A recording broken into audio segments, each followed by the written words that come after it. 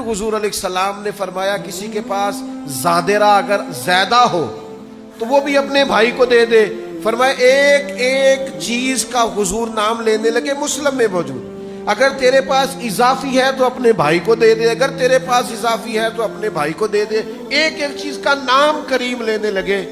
फरमाते हजरत अबू सईद के मुझे ख्याल आया अब किसी के पास भी कभी कोई इजाफी चीज नहीं बचेगी।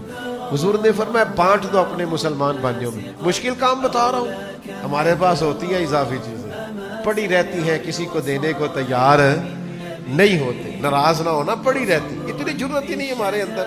मैंने पता है मैं तो मुश्किल काम दसना, होती है इजाफी चीजें, लेकिन हमारा हौसला नहीं पड़ता यार, नहीं पड़ता। लेकिन आपको एक बात बताऊं, माला वाले सखी नहीं होंगे ते सखियां कोल माल नहीं होता। इत्थे ओथे दोवीं जहानी सखी कंगाल नहीं होता।